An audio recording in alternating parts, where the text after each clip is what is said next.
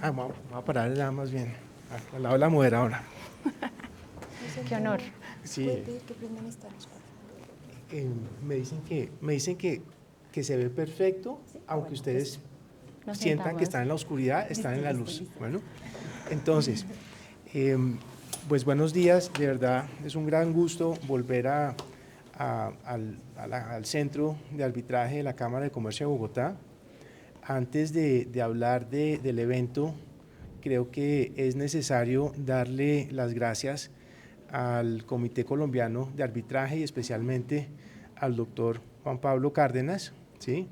Creo que todos los conocen porque de muchos ha sido profesor, no tuve el gusto de tenerlo como profesor, pero igual considero que personalmente influyó mucho en mi carrera cuando estaba negociando tratados de inversión por parte de la República de Colombia y muchos en Colombia lo reconocen como maestro y lo que me impresiona es que es alguien realmente sencillo y siempre dispuesto a conversar con la gente. Entonces yo quiero realmente agradecerle eso y bueno, pues todo lo demás ustedes lo saben, es árbitro internacional del CIADE, de la CCI, conciliador, mediador y muchas otras cosas.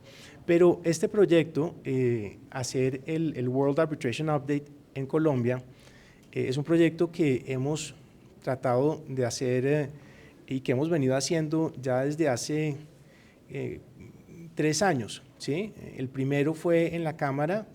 En esa época no se entendía muy bien de qué se trataba. El segundo lo hicimos también en la Cámara de Comercio de Bogotá, en el Centro de Arbitraje, y este es el tercer año que lo tratamos de hacer acá, y lo decidimos hacer en español, no en inglés, especialmente porque Colombia tiene un pool de administrativistas, de constitucionalistas, de árbitros internacionales, de quienes no nos podemos perder por una cuestión de idioma, y además pues hay que tener en cuenta que el español es hoy en día una lengua franca en derecho internacional público, en arbitraje internacional, en arbitraje comercial internacional. Es una de las 3 lenguas del arbitraje CIADE.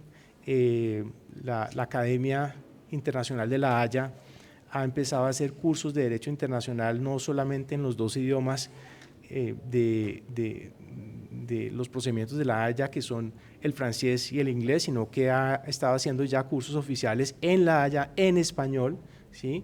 Entonces, pues esto es algo que hay que hacer, y pues es, como lo hablaba yo con otro árbitro internacional colombiano, pues hay veces da un poquito de dolor que suizos o alemanes estén en procedimientos en español porque hablan español, cuando uno tiene un pool de árbitros tan potentes como hay en Colombia. Entonces, digamos que siguiendo esa línea, lo estamos haciendo en español, y ahora les explico un poquito sobre el proyecto del World Arbitration Update. Es un proyecto que empezamos exactamente hace 5 años con la intención, lo empezamos en la mitad de pandemia, con la intención de hacer 2 cosas. Una, descentralizar el arbitraje internacional, porque como ustedes lo han vivido, hay árbitros realmente increíbles y hay abogados increíbles, y hay expertos en daños o expertos en otras materias relacionadas con arbitraje que no necesariamente están en París, o no necesariamente están en Nueva York, o no necesariamente están en Londres, o que no necesariamente están en Washington, ¿sí? Están en todas las partes del mundo. Hay firmas que están haciendo arbitraje de inversión desde Bogotá, ¿sí? Y desde otras partes del mundo descentralizado, y eso hay que promoverlo, y yo creo que hacia allá vamos. Entonces, el World Arbitration Update es un proyecto un poquito romántico, en el sentido de que necesitamos conseguir gente en cada uno de los sitios donde vamos. Esta semana estuvimos en La Haya por primera vez, estuvimos en México. Cuando digo estuvimos, digo, el equipo del World Arbitration Update, que de alguna manera también es suplido por la firma que creamos hace 6 años en Washington, que se llama Strategy y que también tiene pie acá en Bogotá. Y el segundo objetivo del World Arbitration Update es actualizar en temas de arbitraje comercial internacional, de arbitraje de inversión y de derecho internacional público. Y esa actualización se da por medio de paneles como los que ustedes van a ver hoy, y todo eso tiene la pretensión de que no sea información efímera. Normalmente lo que ocurre con paneles es que uno va, habla, da un montón de citas, da casos, escucha, toma nota y eso se va, ¿sí? Y estamos construyendo una biblioteca de videos que tiene todos los procedimientos, que tiene todas las transcripciones para que sea una herramienta útil de investigación, ¿sí? Y eso es lo que estamos haciendo. Ya llevamos 5 años, tenemos un project manager que está haciendo eso, y la idea es que sea asequible a todo el mundo. Y el último elemento es que esto es gratis para el público, para los que acceden virtualmente o para los que vienen presencialmente, ¿sí? ¿Y cómo se financia? Bueno, se financia con patrocinios, ¿sí? Y los ha habido y los va a haber después. Entonces, de eso se trata.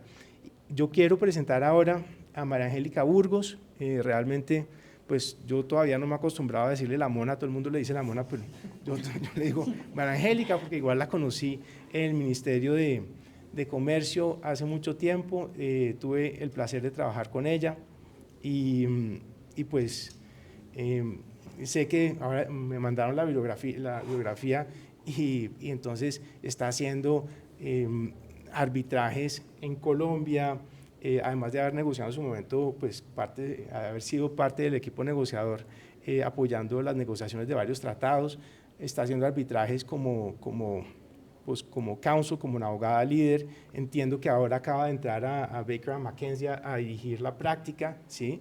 Por otros movimientos que se han dado en el arbitraje local, ¿sí? Entonces ha hecho arbitrajes no, pero aquí estamos en familia, ¿no? Y entonces ha hecho arbitrajes en París, bueno, ha hecho muchas cosas, ¿sí? Y realmente, pues además de ser una persona brillante, es una persona muy leal y confiable, y tengo el gusto de decir que ahora está representando a un gran amigo mío. Obviamente no les voy a contar más, ¿sí? Porque no podemos, pero bueno, todo está ahí.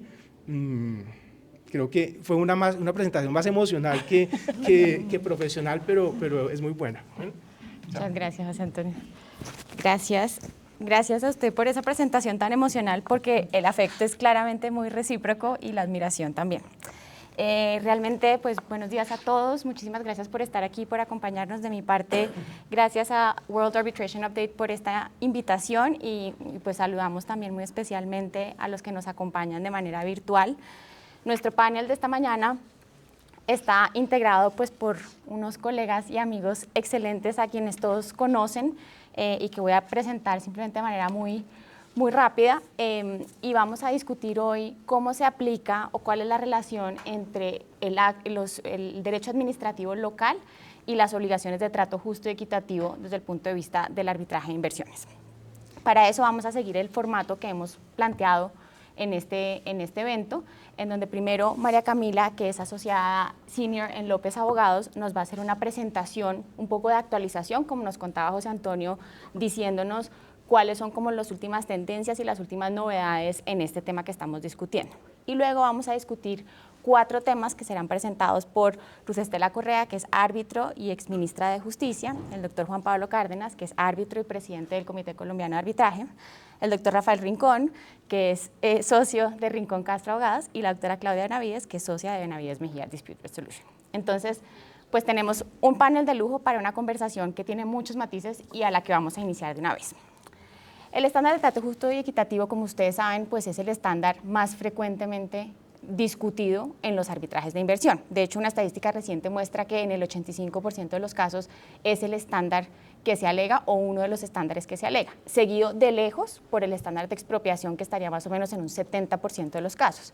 O sea que podríamos decir con casi certeza que casi siempre estamos frente a una alegación posible de trato justo y equitativo.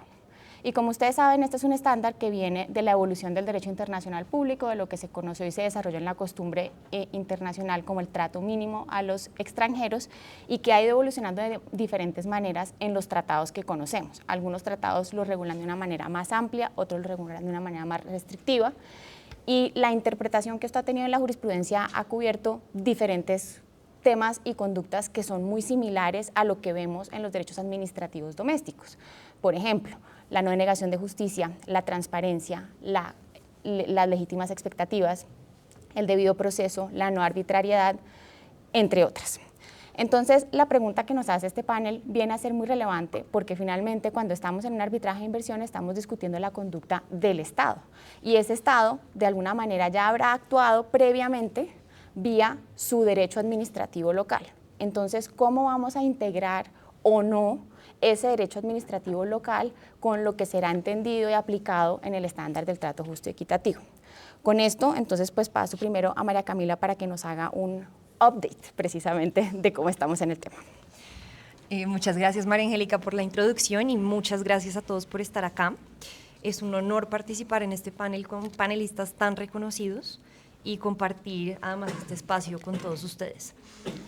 Además, agradezco a los organizadores por organizar este evento y por la invitación. Este es un panel que aprecio, un evento que aprecio muchísimo y que he tenido la oportunidad de organizar en el pasado, por lo que sé el trabajo tremendo que hay detrás de que un evento como estos suceda. Entremos entonces al tema de nuestro panel, el derecho administrativo para evaluar el respeto a la obligación internacional de trato justo y equitativo. Con el riesgo de sonar reiterativa con la muy buena introducción que ya hizo María Angélica, brevemente repito que el estándar de trato justo y equitativo está incluido en la mayoría de los tratados bilaterales de inversión y es el estándar más invocado por los inversionistas en sus disputas. Sin embargo, no existe una definición unívoca de trato justo y equitativo porque estas cláusulas tampoco han sido redactadas de manera uniforme. Sin embargo, en su análisis, los distintos tribunales, caso a caso, han dilucidado una serie de principios u obligaciones que pueden estar inmersas en ese estándar de trato justo y equitativo. Como ejemplo, está el deber de abstenerse de tomar medidas arbitrarias o discriminatorias, el deber de transparencia o la obligación de respetar el debido proceso, y las expectativas legítimas del inversionista, entre otras. Como vemos, esto es un tema súper amplio y eso se va a reflejar en los temas tan diversos que van a tocar todos nuestros panelistas en un minuto. Pero además, y esto ya tiene que ver directamente con el tema de nuestro panel, varios tribunales han tenido la tarea de determinar si y hasta qué punto el incumplimiento por parte del Estado de la ley nacional puede constituir también una violación bajo el estándar de trato justo y equitativo. Para hablar de casos recientes y en la región, el tribunal constituido para resolver la disputa entre ISA y la República de Chile emitió su laudo en diciembre de 2024. Esta disputa concernía un proyecto para la construcción y puesta en marcha de líneas de transmisión eléctrica de alto voltaje. El tribunal en este caso analizó en líneas generales, primero, las decisiones de rechazo del Ministerio de Energía chileno de ciertas solicitudes de prórroga del inversionista por eventos de fuerza mayor, y segundo, la conducta de distintas autoridades chilenas en el marco del proyecto. Para lo que nos interesa, el tribunal dijo primero que su rol no era el de una corte de apelación y que una violación del derecho chileno no caracteriza una violación del tratado y del derecho internacional. Por lo que, ojo, no podía el tribunal revisar las decisiones ministeriales para determinar si el ministerio se equivocó en su análisis sobre la fuerza mayor invocada por el inversionista, sino que se trataba más bien de evaluar si en su proceso de decisión y en su razonamiento el Ministerio de Energía cometió faltas suficientemente relevantes y graves para dar lugar a una arbitrariedad, una violación del debido proceso o a una discriminación contrarios al tratado. Notablemente, el tribunal agregó que un error cometido por el Ministerio en cuanto a la forma de interpretar y aplicar el derecho administrativo chileno sin más, no puede dar lugar a una violación del tratado. En cuanto a las actuaciones de las distintas autoridades chilenas, el tribunal encontró que su conducta no fue violatoria del trato justo y equitativo. Después de considerar las normas domésticas aplicables, el tribunal constató, por ejemplo, que ciertos plazos que el inversionista calificó como negligentes en el marco de las consultas ciudadanas para el proyecto y ciertos requisitos exigidos por las autoridades chilenas para permisos ambientales, sí estaban previstos en la ley doméstica aplicable. Frente a esto último, indicó, ojo, que si bien existía diferencia de criterios en la administración e incluso incertidumbres frente a ciertos requisitos para las licencias, ello no constituía un defecto bajo el tratado. Ahora, hubo una decisión ministerial en particular mediante la cual se negó una prórroga solicitada por el inversionista por eventos de fuerza mayor, en que el tribunal sí consideró que se había violado el estándar de trato justo y equitativo, porque en esta decisión el ministerio realmente no había explicado por qué esos eventos de fuerza mayor que tenían que ver con actos vandálicos eran previsibles para el inversionista y por ende no constitutivos de fuerza mayor. El tribunal concluyó que en este caso se configuró una manifiesta carencia de razones por parte del Ministerio de Energía en su decisión y por ende una violación del tratado por arbitrariedad. Me parece interesante mencionar que en su disidencia el árbitro Luis González García manifestó que el tribunal en realidad lo que había hecho era una segunda opinión de la opinión del ministerio, lo que no era de su competencia. Recordó que el tribunal no llegó nunca a la conclusión de que se hubiera violado la ley chilena y por ende lo que hizo el tribunal fue caracterizar como arbitraria una interpretación sobre fuerza mayor que estaba a disposición del ministerio, de manera que esto da lugar a discusiones. Siguiendo a otra controversia y la última que voy a mencionar en esta intervención, el tribunal constituido para dirimir la controversia entre South 32 y Colombia manifestó en primer lugar que el tribunal en un arbitraje de inversión no está llamado a pronunciarse sobre la legalidad de una conducta bajo el derecho local, lo diga o no lo diga el tratado, pero que en todo caso tendrá competencia para evaluar la conducta en la medida en que el derecho interno deba tenerse en cuenta como un presupuesto fáctico del que pueda derivar un ilícito internacional. Sobre el fondo, tras referenciar algunas normas domésticas y pronunciamientos de la Corte Constitucional, el tribunal decidió que la aplicación retrospectiva de ciertas resoluciones que tenían que ver con el cálculo de regalías no era razonable, porque entre otras no estaba así consagrado y autorizado en el ordenamiento colombiano. En consecuencia, el tribunal determinó que en este caso la conducta del Estado cumplía con el umbral para constituir también una violación del tratado, pues la aplicación retroactiva de la ley no solo supone un comportamiento contrario a derecho, sino que crea una incertidumbre absoluta sobre cuál es el cuadro normativo que resulta aplicable al inversionista y a sus inversiones. El tribunal también analizó la ley doméstica en cuanto a la caducidad de la acción de responsabilidad fiscal de la Contraloría en el marco de ciertas acciones de este tipo que inició la Contraloría en contra del inversionista. Tras referenciar la ley colombiana aplicable, el tribunal encontró irrazonable la actuación del Estado por iniciar esos procesos después de 5 años de acontecido el daño. Nuevamente determinó que las actuaciones del Estado alcanzaban el umbral requerido para ser un ilícito internacional, porque obviar el principio de caducidad implica iniciar una acción en la que el ciudadano tendrá seriamente mermadas sus capacidades de defensa. Y una decisión adoptada en tales condiciones no es el resultado de un procedimiento en el que se haya garantizado el debido proceso. De manera que con estos dos casos que nos plantean la discusión entre derecho interno administrativo y derecho internacional, doy la palabra a nuestros panelistas para que nos cuenten qué opinan sobre la deferencia que han tenido los distintos tribunales, digamos, con las autoridades del Estado en la región, pero también para que nos cuenten su opinión sobre varias otras discusiones que se encuadran dentro de este amplio tema de trato justo y equitativo y derecho administrativo. Muchas gracias. Gracias, María Camila. Entonces pasamos primero a nuestro primer bloque de temas, que el doctor Cárdenas nos va a explicar y a contar un poco cómo estamos en materia de legítimas expectativas de cara a la jurisprudencia colombiana y al estándar de trato justo y equitativo. Bueno, muy buenos días a todos. En primer lugar, mis agradecimientos a los organizadores y en especial las generosas palabras de José Antonio, que siempre ha sido un motor en el desarrollo del derecho internacional y especialmente del derecho a los tratados.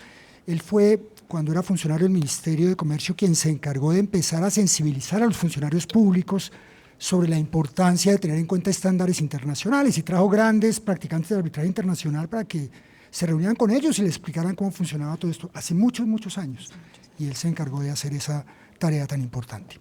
Bueno, yo les voy a tratar rápidamente en este espacio de tiempo una preocupación que tengo. Cuando uno mira la jurisprudencia colombiana, encuentra que desde hace mucho tiempo la Corte Constitucional reconoció que las expectativas legítimas están protegidas por la Constitución. Recuerdan ustedes en una famosa sentencia de unos recicladores que trabajaban en un sitio donde se depositaban desechos, y la Corte dijo: no, se va a cerrar eso, pero hay que proteger su confianza legítima, todo el trabajo que han hecho, hay que buscar mecanismos para protegerlos. Y por ese camino ha ido la jurisprudencia, y también el Consejo de Estado, incluso en alguna sentencia de la década anterior, 2014-2015, habló de la responsabilidad del Estado por violación a la confianza legítima, y dijo que además eso no era, se discutió si eso era parte del daño especial o era un título especial de imputación porque tenía otras características, pero lo cierto es que tanto la jurisprudencia constitucional como el Consejo de Estado reconocen en Colombia que hay que proteger la confianza legítima, y que no hacerlo podría generar o debería dar lugar en un caso a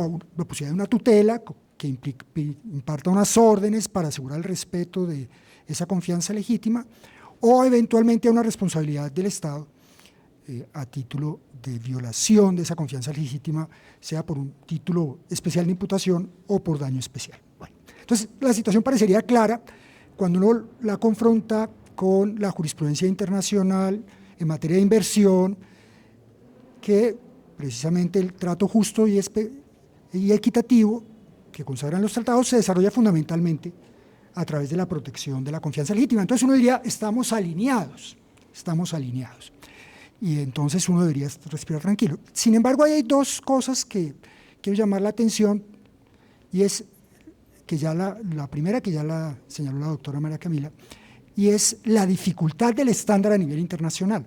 Cuando uno se sienta a leer laudos, encuentra que ese estándar realmente no es unívoco, no puede uno predecir claramente cómo va a salir el caso, tanto que después hablaremos de casos que son casi idénticos y que han producido fallos totalmente dispares. Entonces, lo primero es la dificultad del estándar internacional, incluso porque cuando uno mira la doctrina sobre el tema, encuentra que hay incluso posiciones conceptuales para construir la teoría que parten de puntos de vista distintos. Entonces, cuando uno parte de puntos de vista distintos, pues va a llegar de pronto a soluciones distintas, aunque bajo el mismo nombre.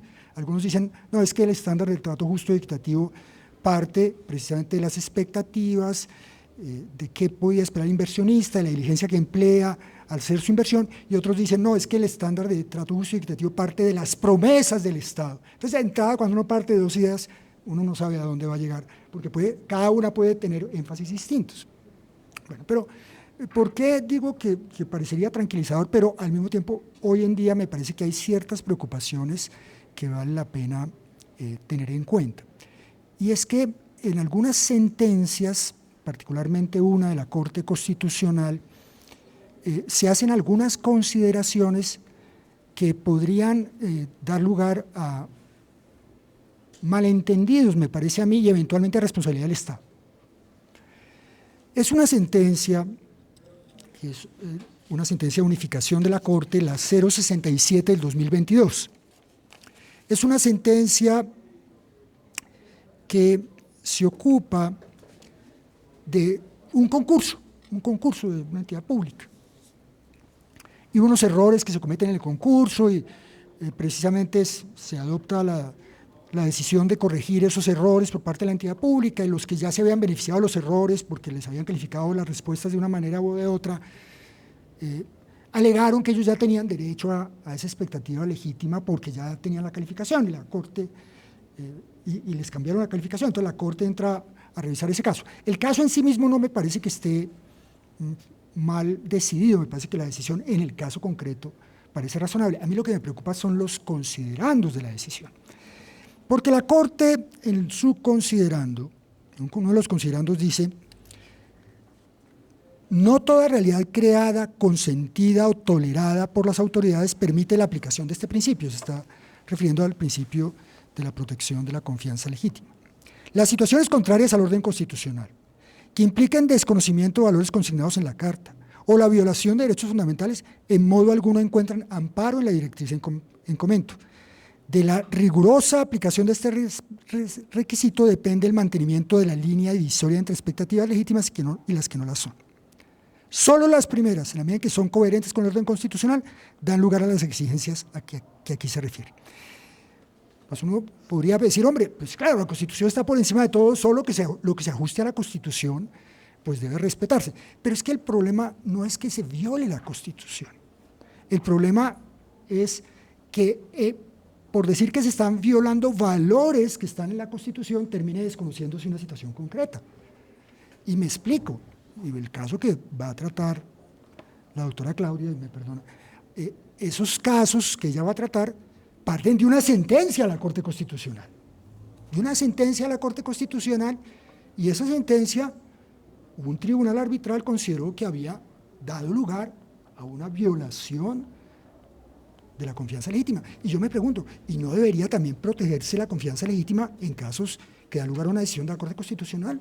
No hay que conciliar los diferentes valores constitucionales. No se puede decir que siempre que sea contrario a la Constitución por una cosa no cabe la confianza legítima. La confianza legítima en sí misma surge de un valor constitucional que es la buena fe. Entonces, si ello es así, creo que considerando y el que le sigue, que más o menos la misma idea, son muy desafortunados, porque podrían dar a entender que siempre por el principio de que se violó alguna norma constitucional, entonces hasta ahí no llegó la confianza legítima. Y si nos metemos por ese camino, me parece que fácilmente podemos quedar otra vez expuestos a una responsabilidad internacional. Hay otro fallo, ese sí me pareció interesante, no encuentro allí claramente frases tan preocupantes, que es un fallo del Consejo de Estado, en el cual se analiza un caso de esos que pasan, es del 12 de julio del 2018, de una empresa que se llama Aires, contra la aeronáutica civil. Y el caso es muy sencillo, pero da también lugar a que uno reflexione qué pasaría desde la perspectiva de un tribunal internacional. El caso básicamente consistía en que, ustedes saben que en Medellín hay un aeropuerto local, Lolaya Herrera, que solo permite vuelos regionales, es decir, no permite aterrizar vuelos que van de Bogotá a Medellín, sino solo si va de una ciudad secundaria, es decir, vuelos regionales. Entonces, Aires, la empresa, tiene autorización para operar en ese aeropuerto. Y hay unas normas generales que dicen cómo funcionan esas líneas regionales. Y a Aires le dieron permiso para operar en ese aeropuerto. ¿De acuerdo? Entonces, Aires, hace muchos años, implementó una línea con escala en una ciudad intermedia, pero que llegaba a Bogotá. Entonces, la gente tomaba ese avión, aterrizaba y hacía escala en una ciudad intermedia, y después llegaba directamente a Medellín, y la gente, por eliminarse el viaje hasta Río Negro y todo eso, pues hacía la escala, una escala corta, y quedaba en Medellín, que ahí sí queda en el centro de la ciudad. Pues bien, varios años después de que eso viniera ocurriendo, de pronto la aeronáutica le dijo, no, usted no puede seguir haciendo eso. Y empezó la discusión, la aerolínea decía, no, pero es que, vea, estas reglas generales dicen que sí se puede. Y la aeronáutica le sacó la autorización inicial y dijo, vea, es que aquí decía que eso no se podía, y usted lleva varios años aquí haciéndolo, tal cosa. Entonces, finalmente, Aires demanda la decisión de la aeronáutica y el Consejo de Estado le dice, tiene razón la aeronáutica, porque finalmente a usted le dieron esa autorización con ese condicionamiento, pero hace varios años, y durante todo ese tiempo, con el consentimiento de la aeronáutica, había estado haciendo esos vuelos.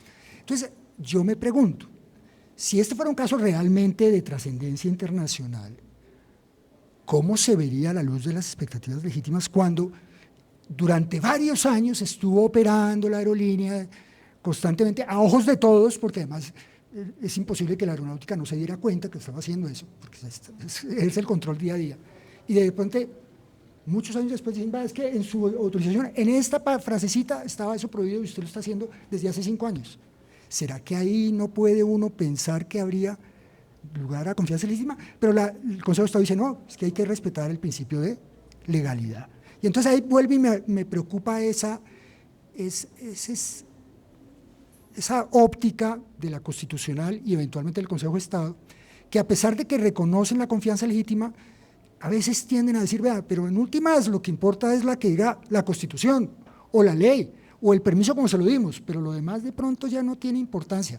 Me preocupa que esa aproximación pueda generar que en otros casos importantes el Estado adopte una conducta que formalmente puede estar ajustada al ordenamiento, pero que un juez internacional pueda llevar a concluir aquí hay una violación del estándar de trato justo y equitativo, porque en un caso y en el otro había debido darse la oportunidad de, bueno, en el primer caso creo que la propia Corte, no, por eso decía que no creo que el caso esté mal resuelto, porque la propia Corte dice es que esto estaba todavía en el concurso, todavía era intermedio, todavía no se había avanzado, pero de pronto, si se utiliza la misma argumentación en otros casos, podría llegarse a decisiones que son complicadas desde el punto de vista internacional. Entonces, es un poco seguir la lógica de José Antonio cuando empezó en el ministerio a sensibilizar a la gente.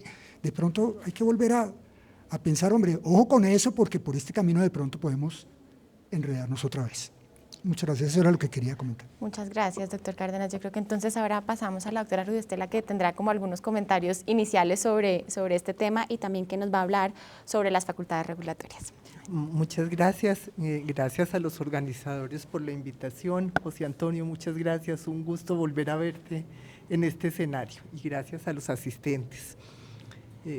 Sin duda alguna, el doctor Cárdenas identifica perfectamente el problema que traen los pronunciamientos, que además coinciden en la estructura de cuándo se puede reclamar confianza legítima, y esa reclamación parte del supuesto de que exista un acto legítimo que crea la confianza legítima. De ahí el cuestionamiento de que si el acto es inconstitucional, el Consejo de Estado llega incluso a decir que es ilegal, entonces no hay lugar a crear esa confianza legítima, y el interrogante sobre cómo se verá esto en la responsabilidad patrimonial del Estado a nivel internacional.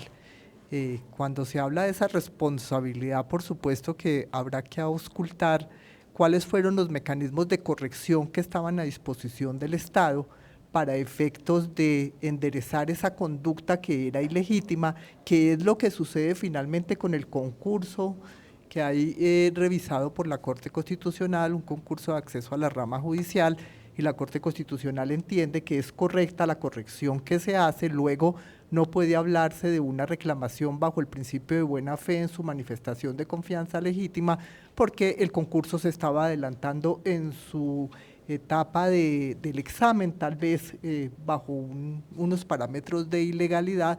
Luego no es posible reclamar en ese evento. Además, el Consejo de Estado, cuando revisa el tema de las rutas, es claro en señalar que una conducta repetitiva ilegal en ningún caso puede generar el tema de confianza legítima, no puede generar una expectativa que dé lugar a hacer una reclamación. Y la presentación frente al derecho internacional y frente a ¿qué debe hacerse frente a qué responsabilidad puede haber para el Estado en relación con el tema?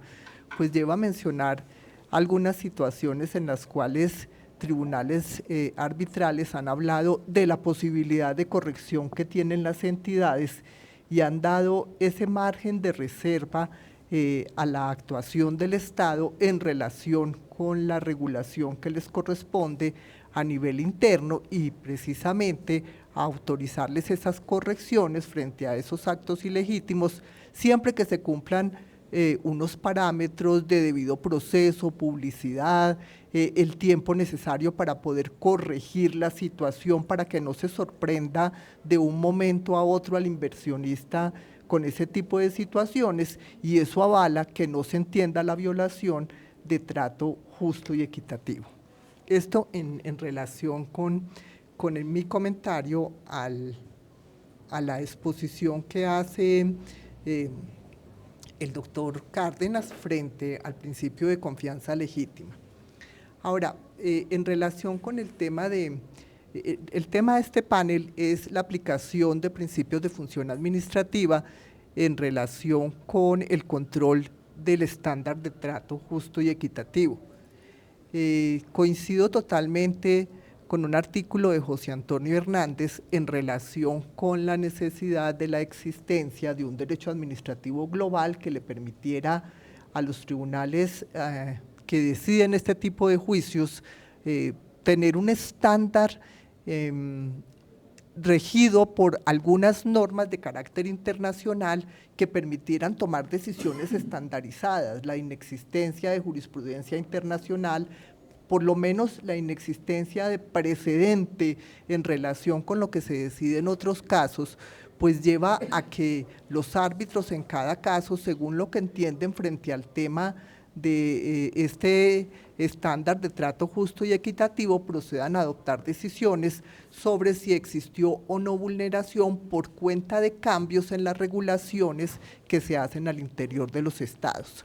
Esto es, la modificación de normas constitucionales, legales, regulatorias, puede dar lugar a que se entienda la violación de ese estándar de trato justo y equitativo. Y entonces quiero referirme al caso de Ecooro contra Colombia, fallado en septiembre del año 2021. Y en ese fallo que se refiere al páramo de Santurbán, a la zonificación de aquella zona en la cual no era posible hacer exploración y explotación minera, y que afecta a una concesión que ya existía, los cargos que formula el accionante en ese evento son casi todos referidos al tema de confianza legítima, al tema de las expectativas que tenía de exploración y explotación con base en el contrato de concesión que había firmado con el Estado colombiano, y a la cantidad de decisiones que se van tomando por distintos órganos del Estado, el Ministerio de Minas, la Corte Constitucional, todos actuando en relación, el Ministerio de Ambiente, actuando en relación con el mismo tema, de manera a veces genérica, de manera a veces de carácter particular, pero que en todo caso están afectando los derechos de ese concesionario que ha firmado válidamente una concesión. Y cuando el tribunal conoce el tema, reconoce la capacidad y competencia de los estados a pesar de la existencia del contrato de concesión para cambiar regulaciones prevalido del concepto de interés general y concretamente de la protección del medio ambiente, es decir, le permite o reconoce la capacidad del Estado para hacer modificaciones en relación con el tema. Pero de todas maneras entiende la violación al trato justo y equitativo por las condiciones en las que se produce ese cambio y la incertidumbre que le genera al contratista, con lo cual se viola la confianza legítima que tenía. En la medida en que encuentra el tribunal, ha habido, a pesar de la prohibición que existía de la explotación en estas zonas, concretamente en zona de páramo, ha habido manifestaciones desde el presidente de la República en el sentido de promocionar la inversión extranjera y de darle tranquilidad al inversionista en declaraciones públicas en relación con esa inversión. Igualmente, el tribunal destaca la desorganización que se produce en la delimitación de la zona de páramo y de reserva, a pesar de la orden de la Corte Constitucional, en las demoras de las distintas autoridades, en las cuales destaca que no se observa mala fe, sino simplemente desorganización, y es esa desorganización en la producción de normas, en la producción finalmente de una decisión que estableciera cuál era la zona de reserva, la que da lugar a que se entienda violado este parámetro de trato justo y equitativo, pero me parece que es destacable de la decisión, particularmente a propósito del tema, el reconocimiento del tribunal a la competencia del Estado a ejercer su facultad regulatoria a través de distintos instrumentos jurídicos, con la advertencia, dice el tribunal, de que hay que indemnizar. Es decir, si como consecuencia de esas decisiones que se adoptan el contratista resulta afectado, habrá lugar a la indemnización. Y voy a nuestro tema de derecho público y voy a nuestro tema de la responsabilidad contractual del Estado. Allá hay una responsabilidad amparada en el artículo 90 dentro del derecho interno, una responsabilidad que, como bien lo dijo la Corte Constitucional al analizar el artículo 50 del Estatuto de Contratación, es una responsabilidad que no solamente puede ser por conductas antijurídicas, sino que también puede ser por conductas apegadas al ordenamiento jurídico, legales, pero que causan un daño antijurídico, esto es, aquel que el contratista no tendría por qué soportar. De tal manera que esos elementos que además invoca el tribunal porque cita el artículo 90 de la Constitución, esos elementos pueden dar lugar a que se obtenga una reparación más que por el principio de confianza legítima en nuestro ordenamiento jurídico interno, por el rompimiento de la igualdad frente a las cargas públicas, donde el inversor está protegido. Adicionado a que nosotros tenemos normas como aquel artículo de la Ley 153 de 1887 que define la ley del contrato. Luego, aquellas normas que se produzcan durante su ejecución, en principio no deben aplicarse al contrato, y si el legislador decide en sentido contrario para que se apliquen retrospectivamente, pues ese daño que se pueda causar en el ordenamiento interno daría lugar a un restablecimiento del equilibrio económico, daría lugar a que se pague alguna indemnización solo con aplicación de esa norma. Muchas gracias, doctora Rudister. Creo que entonces eso es una entrada perfecta al siguiente tema de nuestro panel, que es precisamente ver cómo ha sido el desequilibrio económico del contrato desde el punto de vista del derecho internacional, y para eso Rafael Rincón nos va a comentar sus ideas. Muchas gracias, José Antonio, por la invitación. Un placer estar acá nuevamente y un placer estar en este panel.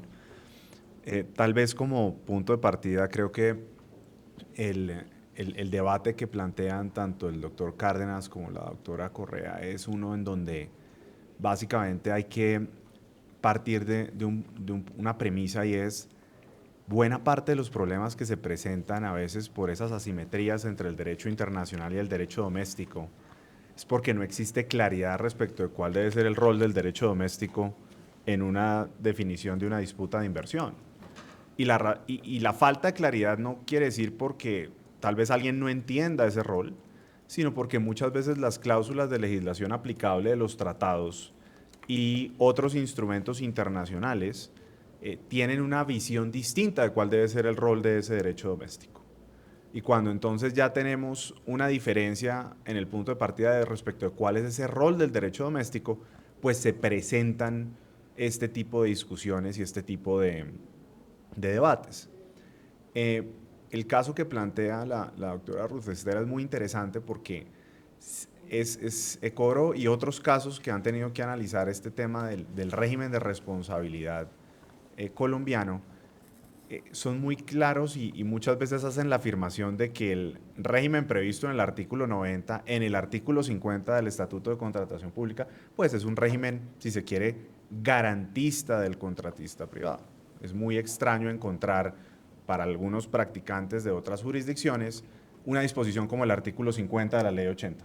Eso es, yo diría que es una disposición que no es común en los ordenamientos de la legislación estatal y por ende, cuando se debaten cuestionamientos asociados a cuáles pueden llegar a ser legítimas expectativas de los inversionistas y particularmente las legítimas expectativas o las condiciones que pudieron llevar a la celebración de un determinado contrato, los tribunales entran a mirar este tipo de disposiciones con especial interés.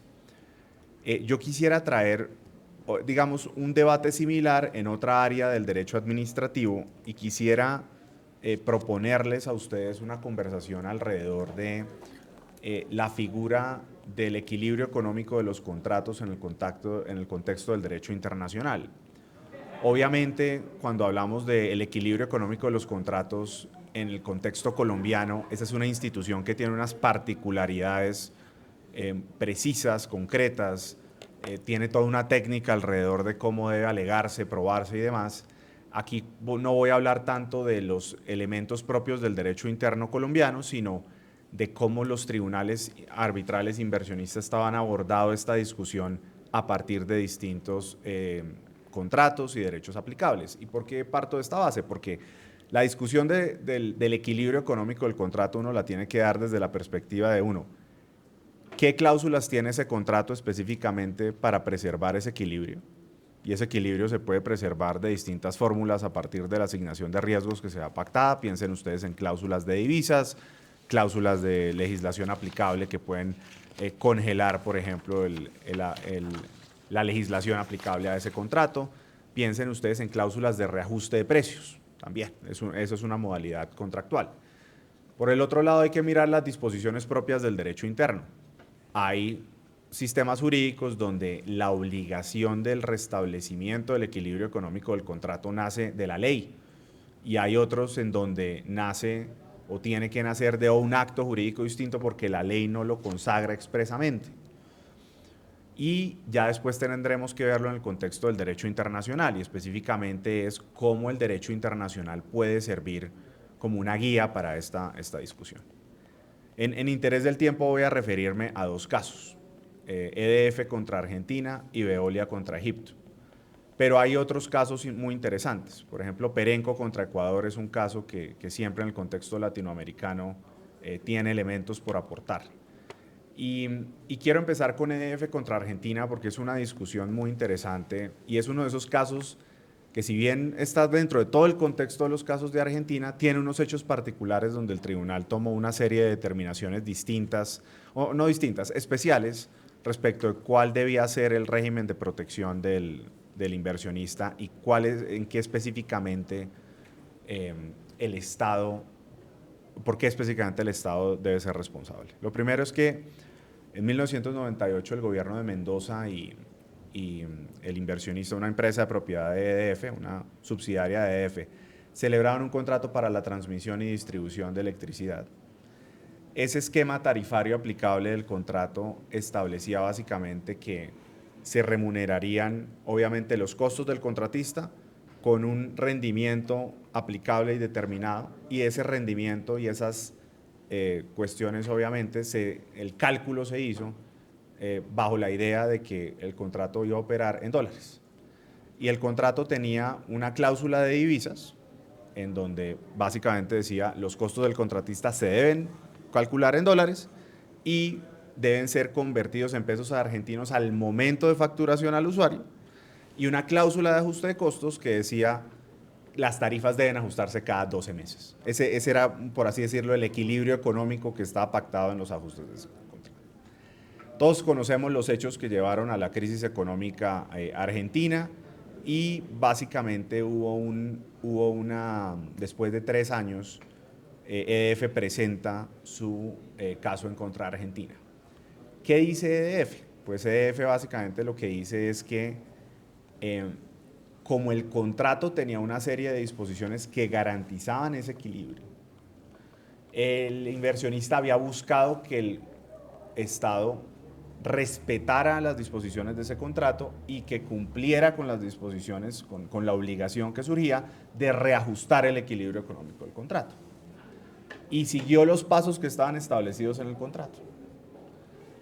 Vía la importación de una cláusula paraguas, el tribunal analizó entonces los pasos contractuales, porque dijo, entendemos entonces que hay una cuestión en la que el Estado debió obrar de determinada manera para reajustar estos precios, y encuentro que no lo hace. Pero lo curioso es que cuando va a hallar el deber del Estado, no lo halla per se en el contrato, porque el contrato no decía tenemos que reajustar de X o Y forma, no nacía ese deber del Estado de reajustar. Además, el contrato había sido celebrado por el gobierno de Mendoza. No había una disposición específica en la ley argentina que llevara y obligara a ese restablecimiento, a que se tuviera que cumplir con esa condición. El tribunal encuentra esto en una noción de justicia y equidad propia del derecho internacional. Y desarrolla esa noción de justicia y equidad y la construye con elementos de derecho interno, pero dice, en virtud de las circunstancias y de los principios aplicables en materia de derecho internacional, no puede, digamos, excusarse una situación en la que el Estado no hubiera reajustado en estas condiciones, más aún cuando el inversionista había esperado, había buscado los mecanismos y había logrado, digamos, había buscado agotar todos los mecanismos para haber presentado este reclamo.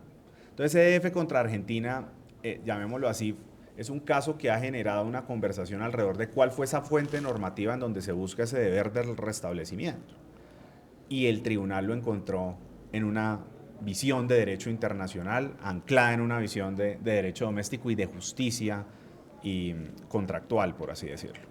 Entonces, este es un primer caso que les muestra a ustedes que en cierta medida, pues, si bien la fuente no estaba en ese derecho doméstico y el tribunal no consideró que fuera determinante encontrar la fuente en el derecho doméstico, pues sirvió como un elemento de interpretación de cara a qué era lo que consagraba el derecho internacional. Y ese es como un primer elemento que creo yo que es interesante para ver de nuevo esa relación entre el derecho administrativo y el trato justo y equitativo. Veolia contra Egipto me gusta y es interesante porque introduce un concepto dentro de esta categoría que son las denominadas obligaciones de debida diligencia de los inversionistas, que es un tema que también ha cobrado una visión interesante y quisiera también anclarlo porque aquí se ha hablado mucho de esas obligaciones de debida diligencia en el contexto del derecho internacional, pero yo diría o señalaría que cuando uno lee esas obligaciones de debida diligencia, eso también es un concepto que ha tenido una construcción propia en los derechos administrativos locales y en el derecho local. Hay un soporte ahí que es interesante por ver. ¿Qué pasó en este caso? En el año 2000, Veolia y la Gobernación de Alejandría celebraron un contrato para el saneamiento público en el que se incluyeron distintas cláusulas de estabilización y cláusulas que abordaban en realidad el restablecimiento del equilibrio económico, no de estabilización. Y en 2012, el inversionista Veolia presenta un arbitraje contra Egipto, se basa en un tratado de 1974, entonces es un tratado que, digamos, no tiene el lenguaje y las protecciones propias que vimos en los tratados de los 90, pero allá el inversionista señala que el Estado viola el trato justo y equitativo porque se niega, señala el inversionista, de mala fe, a negociar el restablecimiento del equilibrio económico del contrato. ¿Por qué? Porque se emitieron una serie de regulaciones en materia laboral y cambiaria que el inversionista consideraba que perjudicaban sustancialmente sus actuaciones, sus expectativas legítimas y su proyecto, básicamente. Acá el tribunal, entonces, toma una visión que está anclada en un caso que ha sido un caso estándar, y que es el tribunal de Parkerings contra Lituania, si no estoy mal, donde básicamente dice, mire, los estados tienen el derecho y la potestad de regular, y eso nadie lo está cuestionando. El tema central está en que no lo debe hacer de una forma discriminatoria, irrazonable, abrupta, que vaya en contra de nociones básicas de ese ordenamiento jurídico. Y el tribunal entonces encuentra que al examinar la asignación de riesgos de cambio regulatorio en el contrato, pues no encuentra que exista, que a partir de las regulaciones y del riesgo que asume el inversionista, pues que exista ese cambio abrupto que está señalando y que además el Estado no había asumido el riesgo de esos cambios. O sea, había una especie de riesgo compartido, por así decirlo. Incluso el tribunal ahí encontró, y esto es un tema que sería interesante en materia de contratación estatal, dice, pues tan no es abrupto que hasta el Estado le dijo al inversionista, vaya usted y consiga una póliza de seguro sobre ese riesgo específico, ¿no? Para mostrar un poco quién debía cubrir esa asignación. Y si bien el contrato incluía una cláusula de restablecimiento del equilibrio económico del contrato, el contrato lo que decía era, usted puede irlo a solicitar y vaya y solicite ese restablecimiento y en caso en que no se le otorgue, lleve su caso a un arbitraje comercial. bajo las reglas del Centro de Cairo y como lo había hecho antes. Y para el tribunal, el hecho de activar la vía internacional se habría dado si se hubiera presentado algún elemento de naturaleza procesal que le hubiera impedido al inversionista acudir a ese mecanismo de restablecimiento que está en el contrato. Y con eso entonces el tribunal encontró que no le asistía razón al inversionista.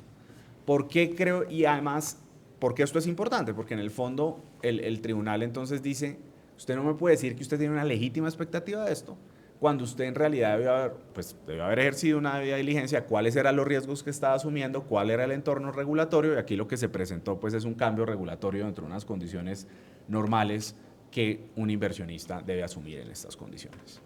Entonces, me parece interesante estos dos conceptos porque creo que marcan como dos tribunales, obviamente tratados distintos, secuencia, hechos distintos, cláusulas de legislación aplicable distintas, pero muestra cómo dos tribunales de arbitraje inversionista e inversión abordan estos temas que uno podría decir de forma distinta. Claro, pero termino por donde empecé, y es, estos debates se presentan simplemente porque tenemos una diferencia sustancial en los tratados en cómo se analiza el derecho doméstico muchas veces frente al derecho internacional. Con esto cierro, muchísimas gracias. Muchas gracias. Pasamos entonces ahora a la doctora Claudia, que nos va a contar un poquito sobre cuáles han sido algunas conductas que se han encontrado contrarias a las legítimas expectativas en los casos que conocemos. Mil gracias, Mona. Gracias a la Mona, a mis copanelistas, obviamente José Antonio, por la invitación a participar en este panel. Creo que vamos muy sobre el tiempo. Voy a tratar de forma muy concreta los puntos que quisiera compartir con ustedes hoy, que básicamente aluden a irnos a un poquito más al detalle de lo que en algunos casos los tribunales en arbitraje de inversión han analizado para determinar que en relación con las expectativas legítimas, en efecto se está dando una violación o que las expectativas legítimas del inversionista se están frustrando por conductas y circunstancias que se han presentado, por conductas del Estado y circunstancias que se han presentado en relación con la inversión que tiene en un determinado país.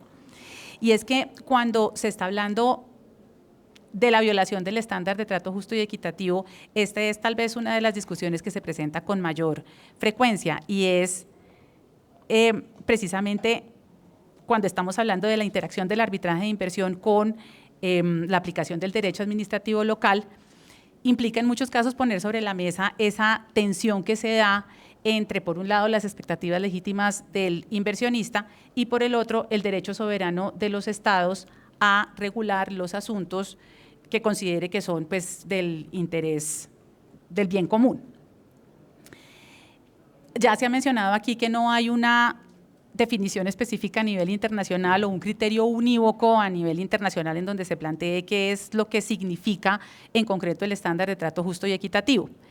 Sin embargo, me gustaría hacer referencia muy brevemente a una mención que se hace en el laudo de Telefónica contra Colombia, en donde el tribunal dice que, a pesar de no existir esa definición unívoca en cuanto a lo que se entiende por ese estándar, en todo caso, y aquí leo, dice, como ha sido aceptado por la mayoría de los tribunales arbitrales de inversión, el trato justo y equitativo tiene por función impedir que el Estado asuma conductas o adopte medidas que, primero, frustren las expectativas legítimas del inversor, segundo, acusen falta de transparencia o sean contradictorias, tercero, sean irracionales o arbitrarias, o cuarto, impacten la inversión de manera negativa o desproporcionada.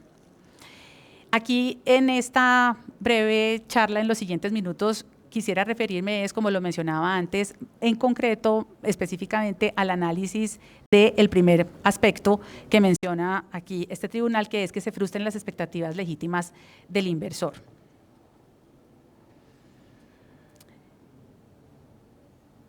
Vamos a mirar primero entonces el laudo de Telefónica contra Colombia del 2024, que muy seguramente muchos de ustedes conocen, han leído, han discutido y han analizado. Aquí la cuestión que se plantea en relación con el tema de expectativas legítimas es si existían unas circunstancias que permitieran que Telefónica, unas circunstancias de hecho y de derecho, ¿no? Ambas, que permitieran que Telefónica tuviera o pudiera formarse la expectativa legítima de que la reversión que tendría lugar al terminar el contrato de concesión afectaría únicamente el espectro radioeléctrico y no afectaría o no alcanzaría a los equipos vinculados a la inversión, es decir, que los activos no tendrían que revertirse. Esa era, digamos, como la discusión que se estaba presentando en ese caso en particular. Y obviamente en el contexto de un contrato de concesión que tenía una cláusula específica que sí disponía que los activos debían revertirse. En principio uno, digamos que la primera idea que se viene a la cabeza es, pues si hay un contrato que tiene una cláusula que establece que en efecto la reversión implica que los activos también deben revertirse,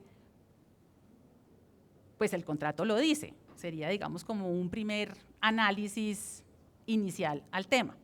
Sin embargo, vamos a ver cómo este tribunal llega a una conclusión que es distinta y por qué considera que hay unas expectativas legítimas del inversionista que en este caso fueron frustradas.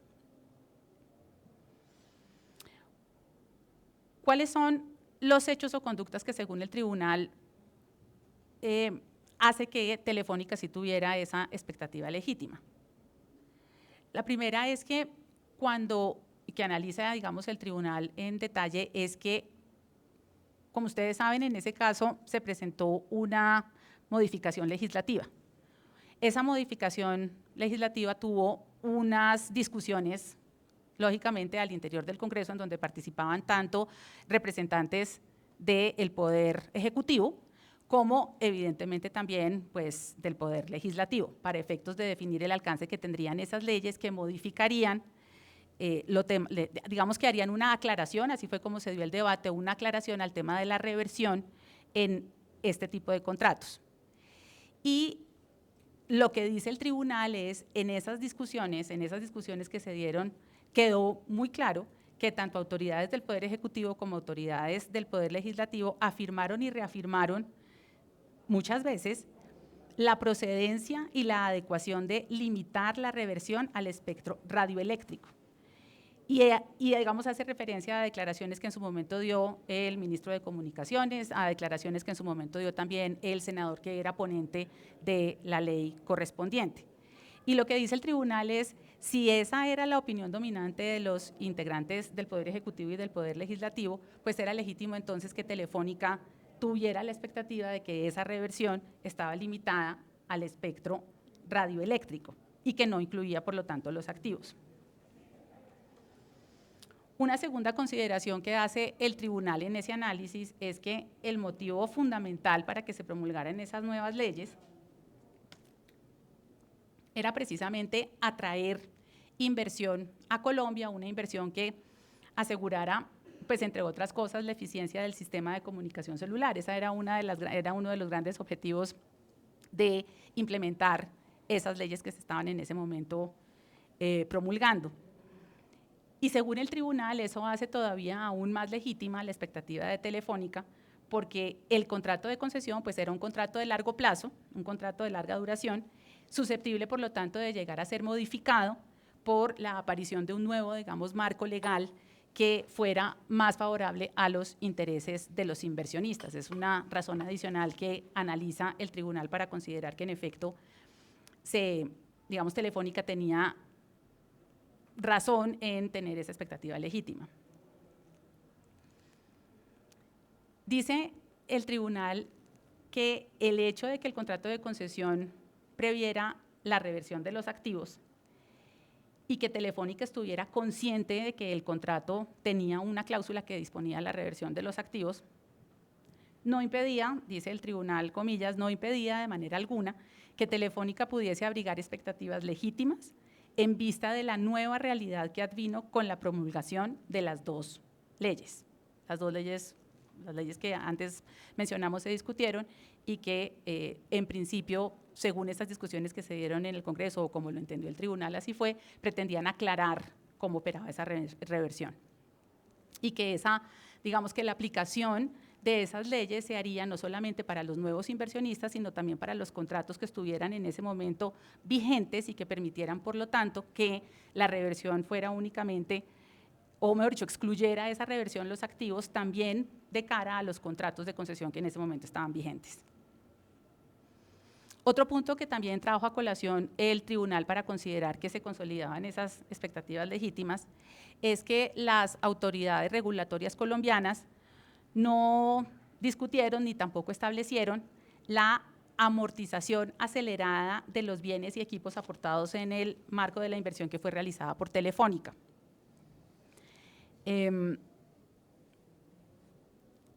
Y por esa razón, digamos, por el hecho de que no se hizo esa amortización acelerada, pues esos bienes que fueron revertidos al Estado en su momento, al final, cuando termina el contrato de concesión, tenían un valor que era sustancial, era un valor muy sustancial positivo en la cuenta de activos de Telefónica. Y dice el tribunal, Telefónica pues amortizó esos activos teniendo como parámetro la vida útil de esos activos. Las autoridades regulatorias en ningún momento indicaron que debía amortizar de una forma diferente en relación al plazo que quedaba, digamos, remanente del contrato, y que esa conducta es una conducta adicional que también generaba unas expectativas legítimas para Telefónica en relación con la forma como iba a operar esa reversión. En ese laudo también el tribunal hace referencia a manifestaciones hechas antes de la promulgación de la ley 422, que es una de estas leyes de la que estamos haciendo referencia, por el viceministro de Comunicaciones, señalando que esta ley aclaraba el ámbito y significado de la reversión y que esa manifestación, por lo tanto, que hizo el viceministro en ese momento simplemente reforzaba una vez más las expectativas legítimas. Otro punto que trajo a consideración el tribunal es el hecho de que hubieran transcurrido 15 años entre la promulgación de esa ley 422, que era la ley que aclaraba cómo debía operar la reversión, y la promulgación de la sentencia completa, integral, de la sentencia C555 de la Corte Constitucional, a la que hizo referencia el doctor Juan Pablo al inicio de este panel. Esa sentencia básicamente lo que señalaba era que esa ley, esa disposición, implicaba que a los contratos que estuvieran vigentes para el momento en que se promulgó esa ley, pues no le aplicaba digamos, esa aclaración que supuestamente se pretendía hacer, que eso era únicamente, y que por lo tanto la reversión para los contratos que ya estuvieran vigentes operaba la reversión de los activos a la terminación del contrato. Eso fue lo que estableció esa sentencia de la Corte Constitucional. Y lo que dice el tribunal en este caso, en el contexto del arbitraje de inversiones, pues transcurrieron 15 años entre que sale esa ley, 422, aclara en principio supuestamente que la reversión no opera para los activos, luego Telefónica tiene la expectativa legítima durante 15 años hasta que sale la sentencia C555 de que no va a tener que revertir los activos a la finalización del contrato, y con base en esa expectativa legítima pues hace una cantidad de inversiones a lo largo de todo ese periodo de tiempo que pues que tienen, digamos, ese contexto o ese marco normativo como fuente para hacer esa inversión, o no como fuente pero como marco para hacer esa inversión. Y por lo tanto, dice el tribunal, pues el comportamiento de las autoridades durante ese largo periodo de tiempo indujo a la convicción de Telefónica de que, independientemente de la cláusula que estaba contenida en el contrato de concesión, el efecto aclaratorio de la reversión de esas leyes, la 422 y la 1341, le iba a ser aplicable. El tribunal, por lo tanto, considera que todo esto en su conjunto sustenta la alegación que hace Telefónica en relación con las expectativas legítimas en lo que tiene que ver con la reversión limitada del espectro radioeléctrico.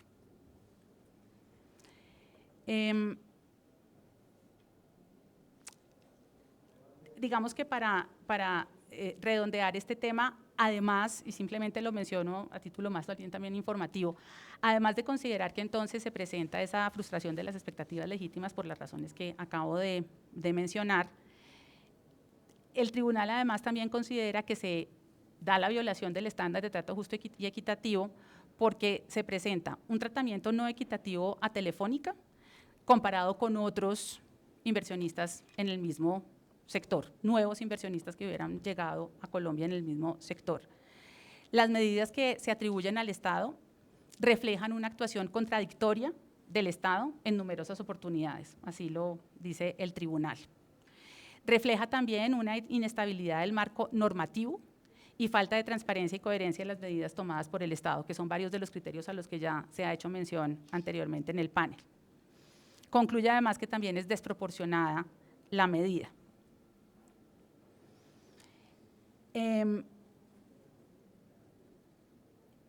Aquí, y creo que ya pues por tiempo, no sé si de pronto exista la posibilidad de que haya después unos comentarios, pero un punto interesante es algo que mencionaba el doctor Juan Pablo, y es que en el caso de América Móvil, en donde también se estaba alegando por parte de América Móvil que la reversión, digamos, debía ocurrir de esta manera y alegaba que tenía esa expectativa legítima, la decisión del tribunal pues fue muy distinta a la decisión que se dio en el caso de Telefónica.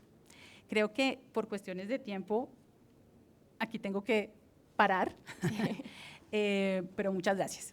Muchas gracias, Claudia. Pues, creo que hay muchos ejemplos que podríamos quedarnos revisando durante mucho rato, pero ya en interés del tiempo y de tratar de cumplir con la agenda tan ambiciosa que tenemos para el día, quisiera darle la oportunidad a los asistentes de que pues, propongan algunas preguntas si las tienen, o si no, de cerrar con unos comentarios finales.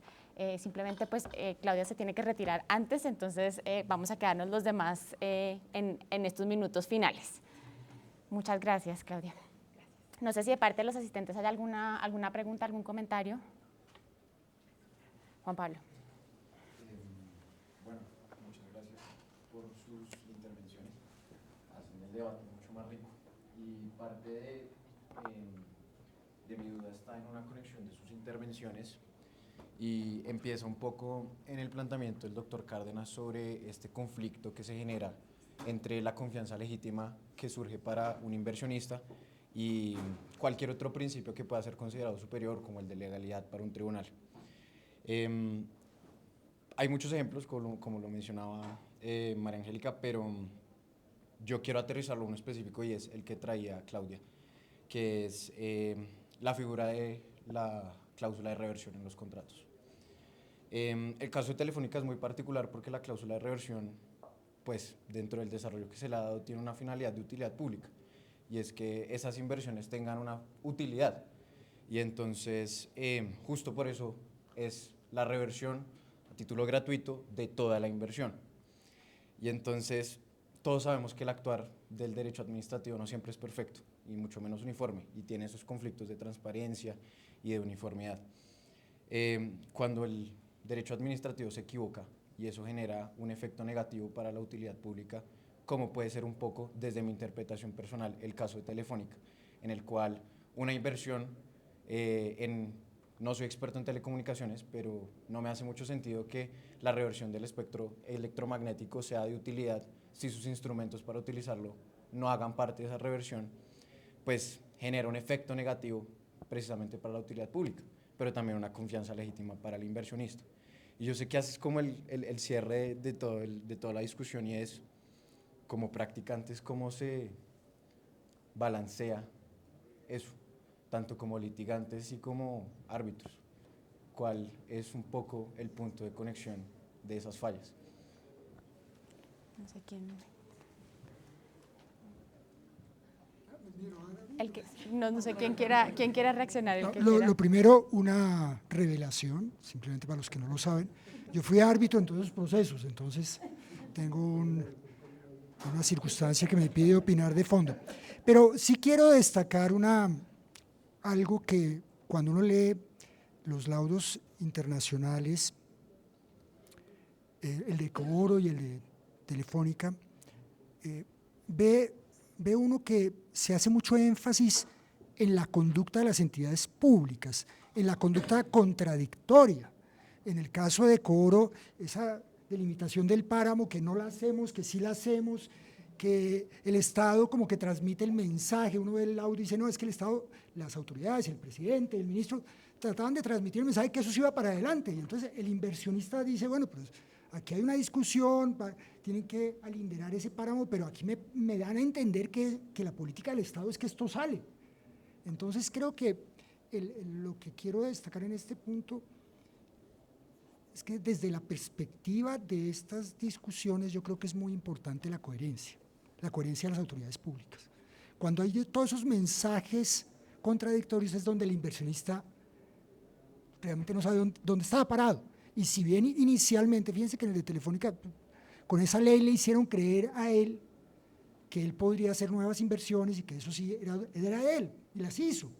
Y de repente, si la ley no hubiera dicho eso, pues de pronto no hubiera hecho tantas inversiones.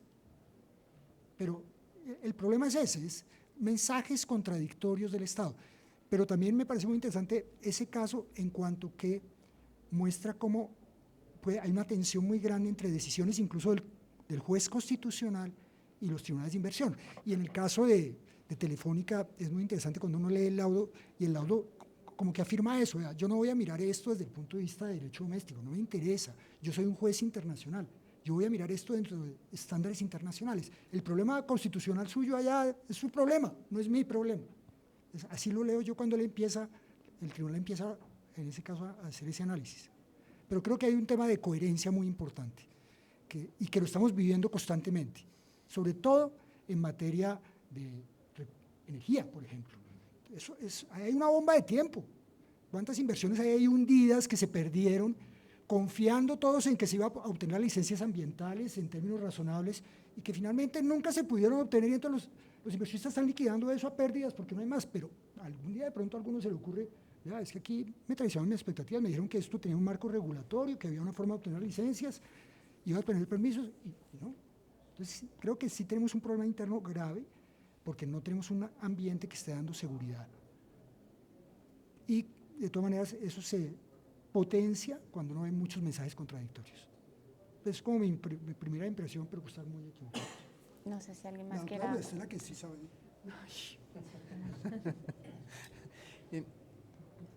A mí me asalta una preocupación frente a todas estas decisiones y quiero resaltar algunos pronunciamientos del tribunal ISA versus Chile, ¿sí? Y los quiero resaltar porque allá el sentido de la decisión y la fundamentación de la misma es totalmente contrario, ¿no? Entonces le dicen al inversionista, ¿y usted no se dio cuenta cómo era ese país?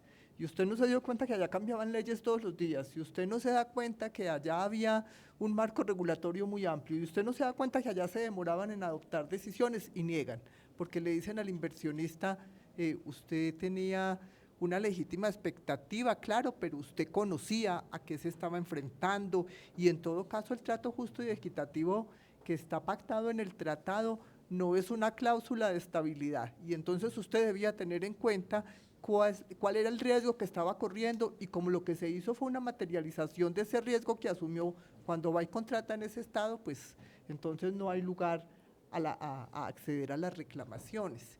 Y es un poco cómo conjugar, cómo balancear esa legítima expectativa que se crea con ocasión de la regulación que existe en el momento de celebrar el contrato amparado en ese tratado de inversión con ese requerimiento que se hace al contratista de diligencia y cuidado que va mucho más allá en estas negociaciones internacionales.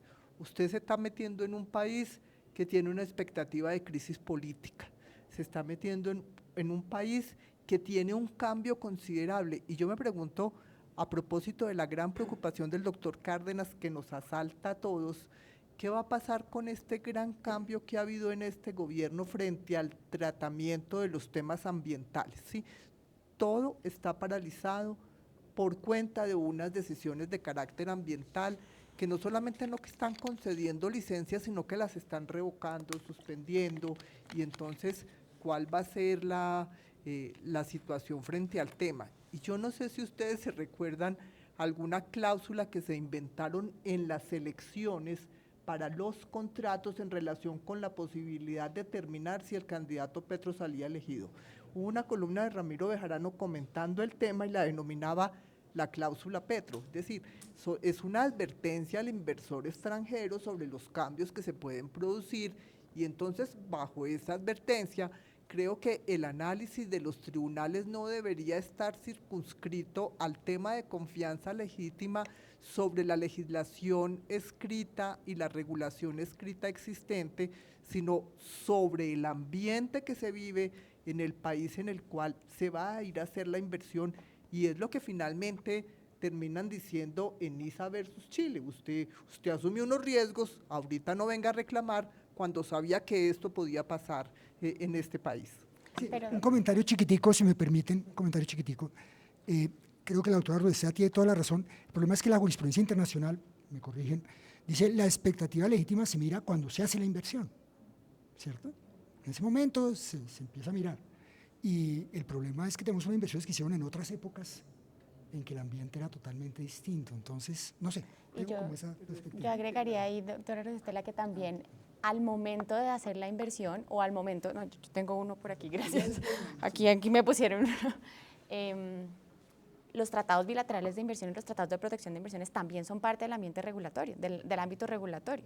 Es decir, un inversionista entra a un país que tiene unos tratados, conociendo que esos tratados existen y que esos tratados le están ofreciendo unos estándares de trato y unos estándares de comportamiento de cara a la inversión que vaya a hacer. Entonces, creo que es un tema de realmente mucha atención y que no se puede circunscribir necesariamente a las legislaciones y a los comportamientos políticos domésticos, porque precisamente ese es el sentido de los tratados, dar protección a la inversión a pesar de que se presenten ese tipo de movimientos políticos.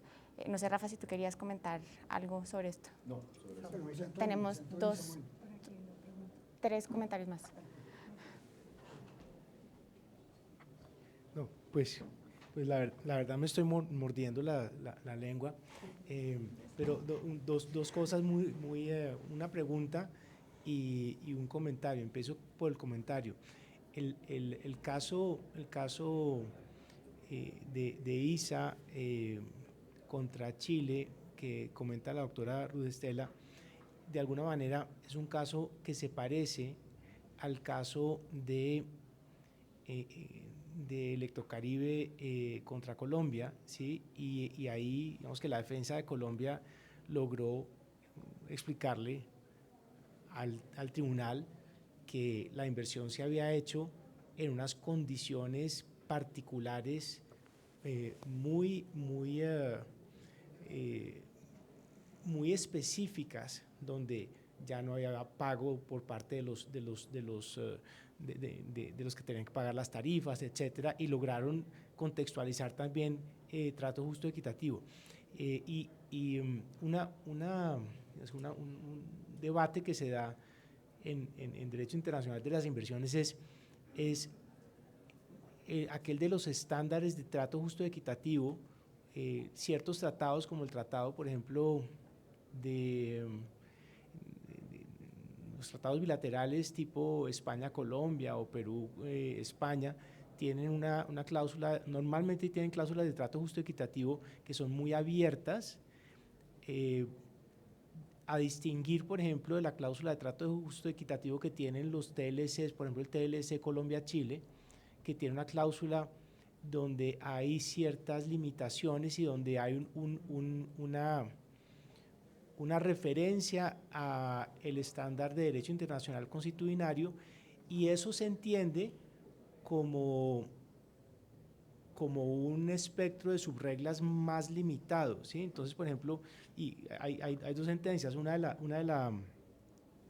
el caso de Waste Management 2 contra México, y el caso de,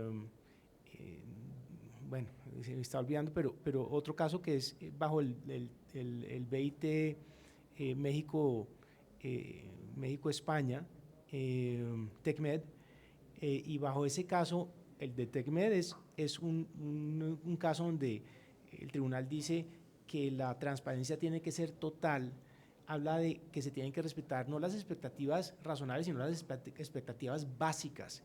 Y el de Waste Management habla de una que es bajo el TLC, es mucho más limitado. Entonces, hay veces, pues, y esto es un intento como de darle coherencia, hay veces, por qué los tribunales dicen unas cosas a veces y por qué otras.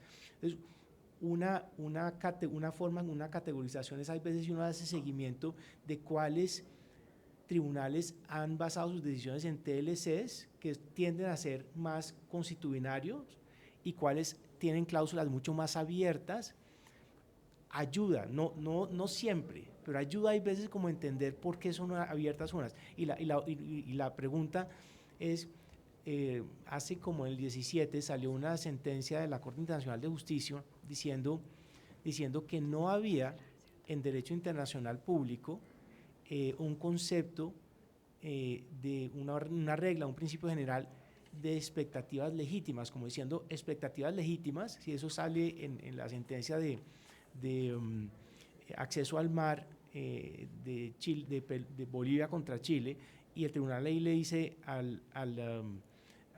Bolivia, le dice no, la noción de expectativas legítimas no es un principio general de derecho internacional, y aunque no tiene nada que ver con inversión, una pregunta que yo me estaba haciendo y no tengo una respuesta es las expectativas legítimas normalmente en los tratados no están incluidas no están postuladas como parte de trato justo y equitativo, es decir, uno lo ve, hablan de trato justo y equitativo, ¿sí? Y son construcciones jurisprudenciales. Hay un par de tratados que sí lo tienen, pero normalmente no están como, no dicen trato justo y equitativo incluye expectativas legítimas, sí dicen trato no arbitrario, sí dicen no denegación de justicia, sí dicen no arbitrariedad, debido proceso. Pero mi pregunta es, bueno, ¿qué piensan ustedes que normalmente las expectativas legítimas en tratados de inversión no estén incluidas textualmente? ¿Sí? Sí, creo que nos toca cerrar con esta respuesta, porque ya tenemos que ir cerrando. Entonces. No, yo tal vez José Antonio, el mensaje es, creo que todos tenemos que entender que la noción de expectativas legítimas y la noción de trato justo equitativo y los conceptos a los que usted acaba de abordar van a estar evolucionando en el tiempo. O sea, el debate que estamos teniendo literalmente es uno de cómo básicamente armonizamos la evolución del derecho internacional sobre esta materia. Para mí es esa, usted habla en términos consuetudinarios, en términos del tratado. Yo creo que estamos en una discusión clásica de cómo ha sido la evolución del concepto. Para mí, desde el punto de vista del derecho internacional. Y es una discusión que hay que darla. A mí tal vez hay dos cosas de este debate que a veces me parece que no son muy productivas. La primera es tratar de cuestionar tribunales sin ver el texto bajo el cual ellos han tenido que resolver los temas. Porque eso es deporte olímpico en arbitraje de inversión, salir a decir el tribunal X dijo esto y el tribunal Y dijo esto, y nadie se toma el trabajo de revisar bien qué están diciendo los tratados. Muchas veces tampoco se toma el trabajo ni de ver los alegatos de las partes, ni los hechos, pero eso es uno. Y lo segundo es que hay que entender que la naturaleza del derecho internacional, desde la concepción de los tratados, cómo se interpretan, la formulación del derecho internacional consuetudinario, incluso las discusiones que hoy estamos teniendo de cómo evoluciona el derecho internacional consuetudinario, el replanteamiento del concepto de principios generales del derecho internacional, todo eso está hoy en discusión. Entonces, mucha gente adopta estos distintos criterios, trae eso a estos casos, los aplica, los desarrolla, y por eso salen las decisiones que salen. Yo me acuerdo que cuando salió Telefónica tuvimos un foro acá, de hecho en este mismo salón, creo muy interesante, y al final, bueno, pero es que ¿qué seguridad jurídica se puede pedir de un tema de Telefónica? Y bueno, pues el tema es la seguridad jurídica, de que es una discusión que se dio en un contexto de evolución del derecho internacional, que podemos estar en desacuerdo o de acuerdo, pero la discusión no es ni loca, ni razonable, ni alguien se inventó el problema, no, es una discusión que se dio. Uno puede estar de acuerdo o desacuerdo, pero está dentro del marco de lo que es la evolución del derecho internacional. Bueno, pues con estas palabras de Rafa, dejando la discusión todavía más abierta y invitándonos a continuar reflexionando sobre el tema, creo que es un gran cierre para nuestro panel. Les agradezco muchísimo a ustedes por haber compartido hoy todas sus experiencias y sus análisis, creo que fueron muy provechosos, y les agradezco nuevamente a ustedes por acompañarnos, a los que están aquí, a los que están virtualmente y a los organizadores de este evento. Gracias.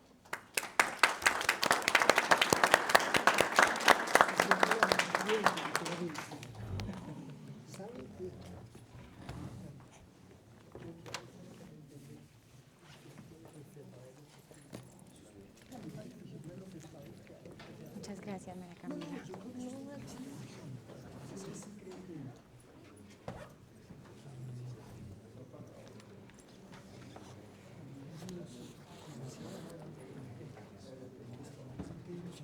Muchas gracias.